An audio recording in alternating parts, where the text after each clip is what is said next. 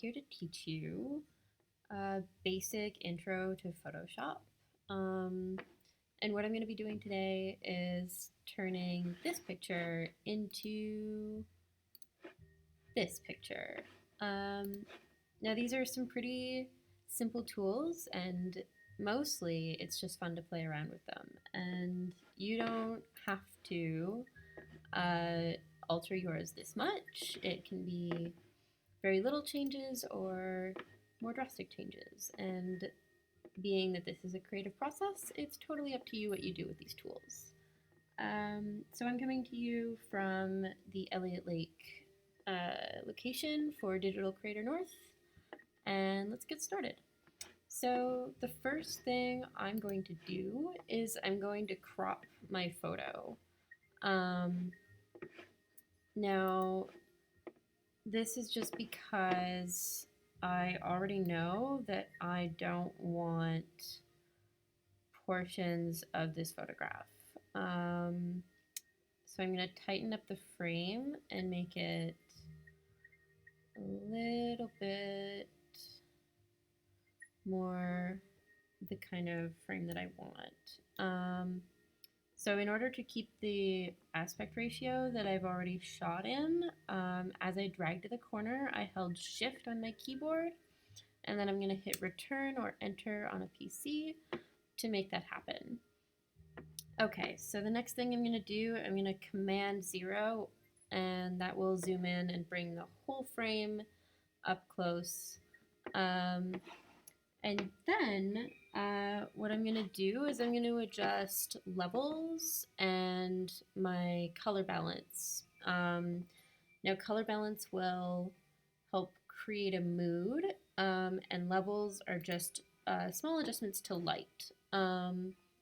So we have these sliders here. We have our mid-tone, we have our dark, and we have our light. So what I'm going to do, if you bring your light back here, it increases the brightness. And then if you drag this, it kind of brings out your shadows a little more too. So I'm creating contrast by bringing the far lights and the far darks closer together. Yeah, so I'm pretty happy with that. I'm going to leave my levels how they are. And then I'm going to go into color balance, and we have 3 sliding scales. We have cyan and red, we have magenta and green, and we have yellow and blue. And adjusting these will do lots of things to your photo. If you bring your cyan all the way out, you're getting rid of a lot of the reds. So the red in my lipstick has kind of been neutralized and made cooler. A little bit like I've got some kind of hypothermia. And then, so I'm going to leave my cyan at -20. And then we've got green and magenta, and I can make myself look a little bit pink. I can make the mood kind of eerie and green, maybe a little bit alien, or if you want to evoke a feeling of nausea, green is a great color to bring out if you're going for that. But I'm going to push it a little towards magenta. I'm going to leave it at -5.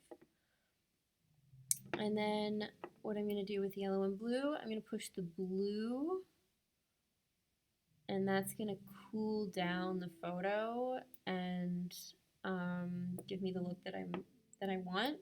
But if you do something like yellow, it makes it look a lot warmer, and that can be really fun too. So it's totally up to you. I'm going to put my blue at +15.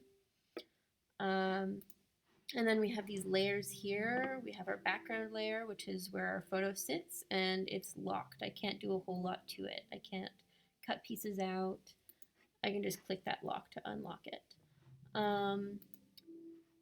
Not entirely necessary, but if you want to, you can.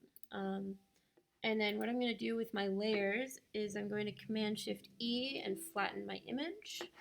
and that makes everything into one file, which means I can save it for JPEG. So you'll notice that I have a different result here than here.